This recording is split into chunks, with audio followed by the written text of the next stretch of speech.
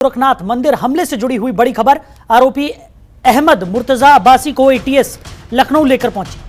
तो मामले में टेरर फंडिंग की जांच शुरू हो गई है। मुर्तजा की विदेशों से फंडिंग होती थी। मुर्तजा ने पढ़ाई के दौरान सीरिया भी पैसा भेजा था। नेपाली बैंक खातों से यह पैसा भेजा गया था। मुर्तजा छत और खाली जगह पर बंदूक चलाने की प्रैक्टिस भी किया करता था। तो मुर्तजा के कमरे से एयरगन और छर्रे भी बरामद किए गए। बड़ी खबर आपको बता रहे हैं। तो गोरखपुर में गोरखनाथ मंदिर के बाहर यह हमला हुआ था, जिसके बाद अब इस पूरे मामले की तहकीकात में एटीएस जुटी हुई है। लगातार अलग अलग बिंदुओं पर पूछताछ की जा रही है, जांच की जा रही है और मुख्य आरोपी मुर्तजा को लेकर भी लगातार जांच पड़ताल जारी है। ये अब तक की जांच में निकलकर सामने आया है कि मुर्तजा को विदेशों से फंडिंग की जाती थी और मुर्तजा ने कई बार सीरिया भी पैसे भेजे थे। खबर पर ज्यादा जानकारी के साथ हमारे सहयोगी ओम पांडे हमारे साथ जुड़ गए हैं। ओम, क्या कुछ अपडेट है पूरे मामले में, जिस तरीके से लगातार एटीएस मुर्तजा से पूछताछ कर रही है और अलग अलग बिंदुओं पर जांच जारी है? देखिए, सबसे बड़ी बात यह है कि जिस तरह से इस पूरे केस को लेकर के जो यूपी पुलिस है उसने पूरा ये केस ट्रांसफर अब एटीएस को कर दिया है और एटीएस इस पूरे मामले की छानबीन कर रही है। यही कारण है कि उसे 7 दिन की रिमांड पर लिया गया है, यूपी एटीएस ने लिया है। और सबसे महत्वपूर्ण बात यह है कि गोरखपुर से आज सुबह 4 बजे उसे यूपी एटीएस मुख्यालय सरोजिनी नगर स्थित उसे लाया गया है और अब यूपी एटीएस जो है आगे की पूछताछ जो है मुर्तजा से करेगी, उसके तमाम कनेक्शन खंगालने का पूरा प्रयास करेगी।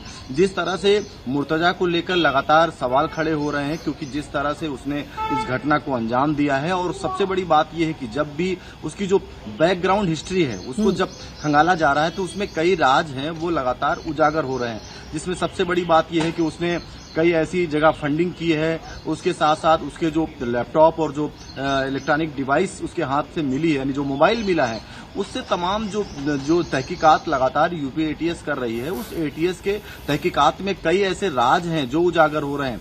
जिस तरह से कहा जा रहा है कि वो सीरिया के कई ऐसे वीडियोज हैं वो देखता था। उसके साथ साथ जो मुंबई हमला हुआ था उसको लेकर के भी कहा जा रहा है उस समय वो मुंबई में पढ़ाई कर रहा था, क्योंकि साफ तौर से केमिकल इंजीनियरिंग आईआईटी से वो पढ़ा लिखा छात्र था और उसकी जो शिक्षा है वो कहीं ना कहीं हाई फाई है। और ऐसे में इस तरह की चीजों को, गतिविधियों को अंजाम देना तो अपने आप में सवाल खड़ा करता है। और माना जा रहा है कि इस तरह की चीजें भी सामने आई हैं कि जब हमला हुआ था उसके बाद जब उसके दोस्त ही वहां पर ये कह रहे थे कि अच्छा हो रहा है, तो कहीं ना कहीं वो नाराज होता था। यानी उसकी मानसिक स्थिति को बखूबी समझा जा सकता है कि आखिर वो किस माइंड से ताल्लुक रखता था। और उसके साथ साथ आपको बता दें, आईएसआई जिहादी जैसी जो एजेंसी जो जिहादी जो कार्य प्रणाली है उससे कहीं न कहीं वो उत्सुक था, यानी उसका माइंडसेट वहां पर लगा हुआ था। इस पूरे मामले को लेकर उसके तमाम कनेक्शन एक तरफ जहां यूपी एटीएस खंगाल रही है, तो दूसरी तरफ 4 ऐसी टीमें हैं यूपी एटीएस की, वो बनाई गई हैं।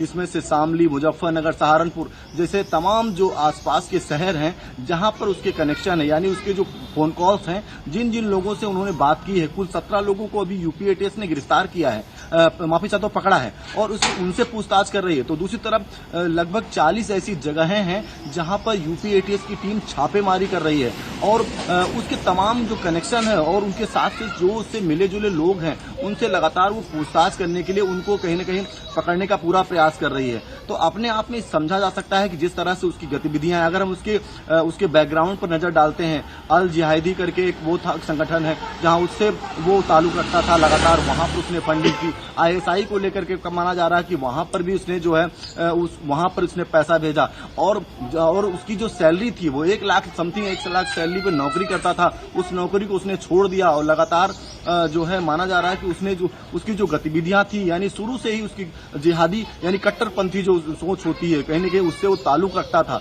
तो ऐसे में अब यूपी एटीएस जहां लखनऊ लेकर के आई है तो जाहिर सी बात है उन तमाम साक्ष्यों को यूपी एटीएस मुर्तजा के सामने रखेगी और एक एक करके कहीं न कहीं उनसे सवाल किए जाएंगे। और माना जा रहा है जिस तरह से वो पूछताछ में सहयोग नहीं कर रहा है, क्योंकि कल जिस तरह से जो सूत्र हमारे बता रहे हैं कि वो जिस तरह से उससे पूछताछ की गई और उसने सहयोग नहीं किया है, आज अब जब मुख्यालय उसको लेके आया गया है तो यूपी एटीएस के तमाम अधिकारी जो है उसके सामने बैठेंगे और उन तमाम साक्ष्यों के आधार पर जो रिकॉर्ड्स हैं उनको यूपी एटीएस के हाथ लगे हैं, उन साक्ष्यों को दिखाया जाएगा और दिखाने के बाद तब मुर्तजा से पूछताछ की जाएगी। तो माना जा रहा है कि कुछ ऐसे राज हैं जो मुर्तजा उजागर कर सकता है और इससे जुड़े हुए जो लोग हैं जो यूपी एटीएस के रडार पर हैं, क्योंकि ये माना जा रहा है कि जो केंद्रीय एजेंसी आईबी एजेंसी है उसके माध्यम से कुछ ऐसे जो रिकॉर्ड्स हैं वो 31 तारीख को जो है यूपी उत्तर प्रदेश भेजे गए थे कि कुछ लोग ऐसे हैं। तो उन तमाम साक्ष्यों को लेकर के भी लगातार जो यूपी एटीएस है और सम्मिलित टीम एसटीएफ है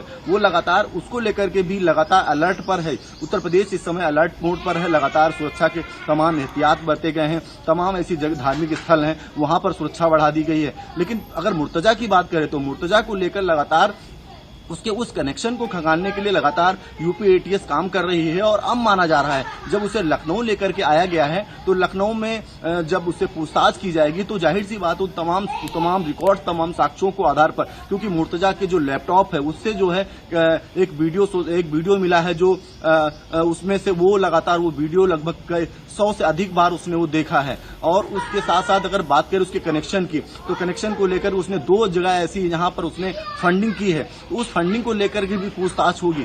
और उसके साथ अगर हम बात करें तो उसकी जो पहली पत्नी थी उसने उसको छोड़ दिया था, दूसरी पत्नी के साथ में था, दूसरी पत्नी साथ में थी। ठीक है। तो कहीं ना कहीं उसके अगर हम बैकग्राउंड की भी बात करें तो बैकग्राउंड को लेकर भी लगातार उथल पुथल है। तो अब ऐसे में इन तमाम चीजों को इकट्ठा करते हुए यूपी एटीएस पूरे मसले पर पूछताछ करेगी। चलिए ओम, हमारे साथ जुड़ने के लिए, इस तमाम जानकारी के लिए आपका बहुत शुक्रिया। खबरों के निष्पक्ष विश्लेषण के लिए सब्सक्राइब करें Jantantra TV and press the bell icon. Never miss any update.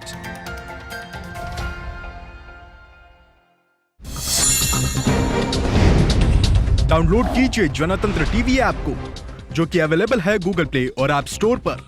अधिक जानकारी के लिए अभी डाउनलोड करें।